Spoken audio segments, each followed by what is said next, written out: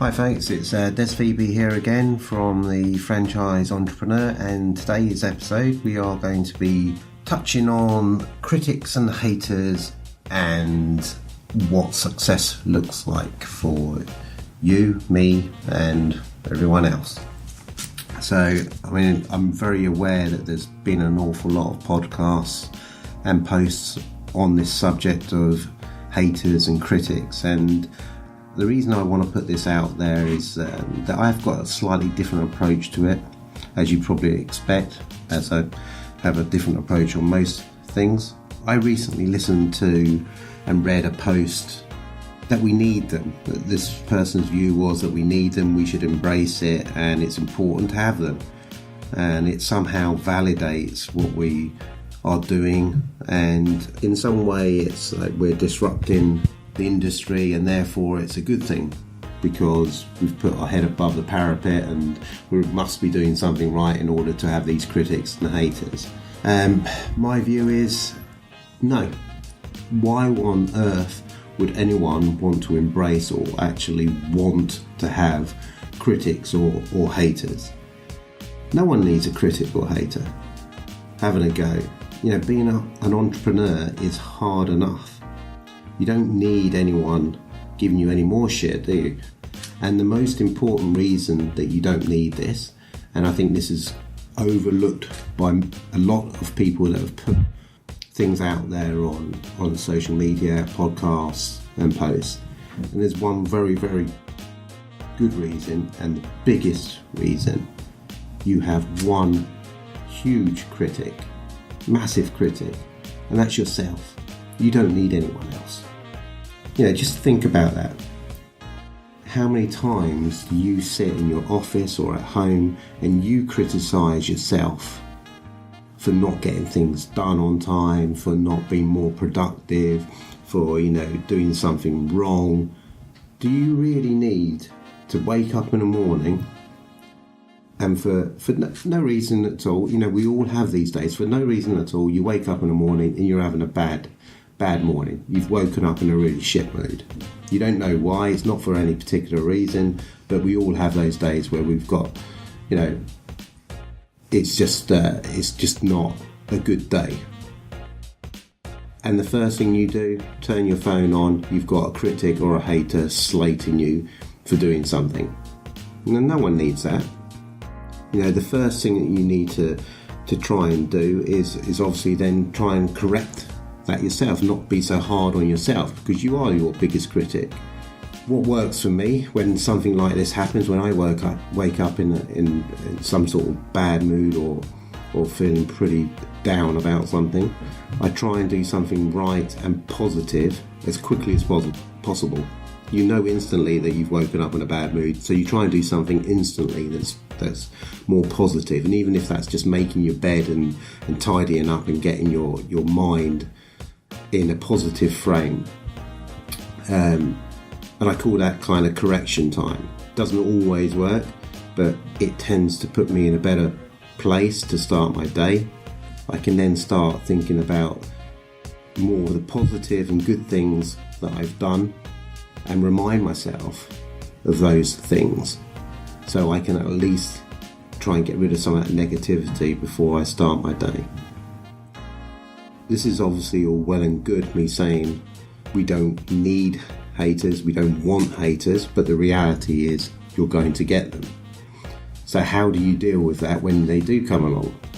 And I think it's really important to differentiate between what is a hater and a critic. And they're two very different, distinctively different. You can have a critic who is well-intentioned.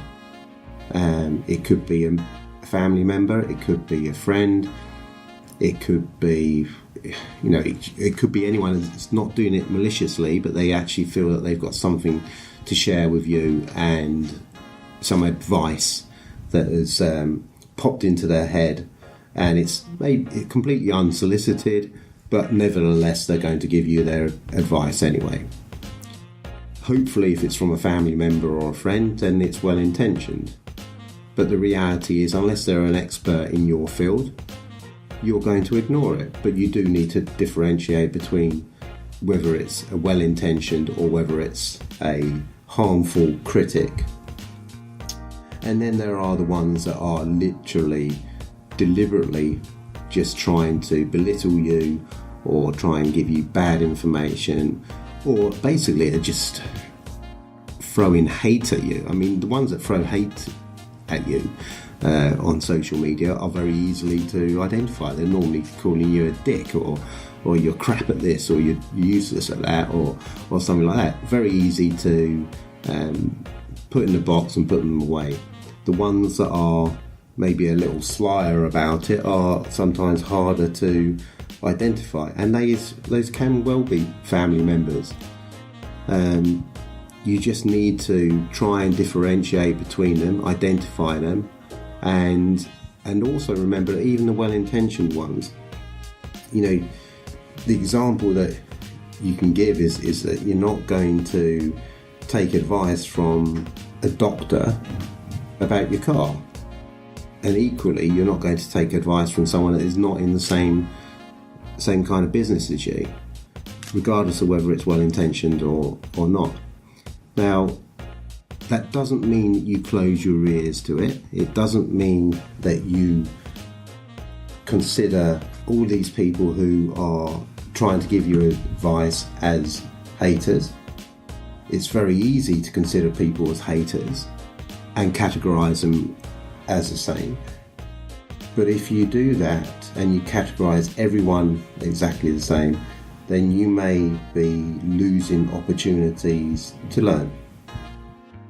So, as I said, don't categorise everyone as a hater, or you may miss an opportunity to learn something.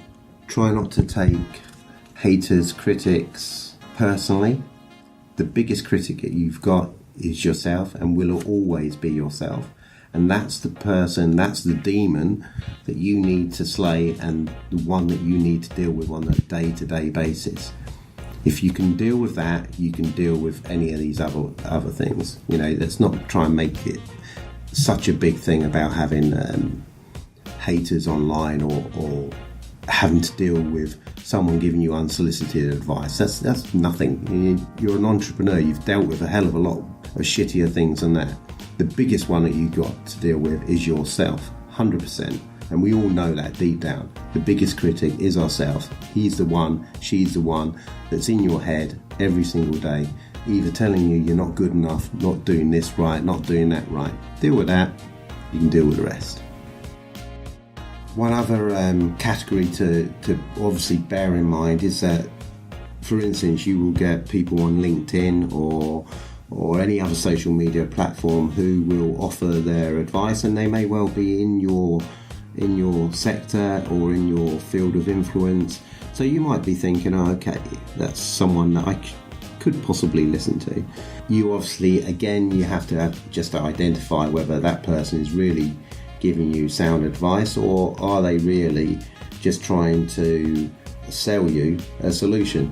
So particularly on LinkedIn, quite often it can be, I've listened to your podcast, or I've listened to or had a look at your website, and I think it's very good, but, and that's it. The but is the introduction to them trying to sell you something. So again, you need to put people in the right categories.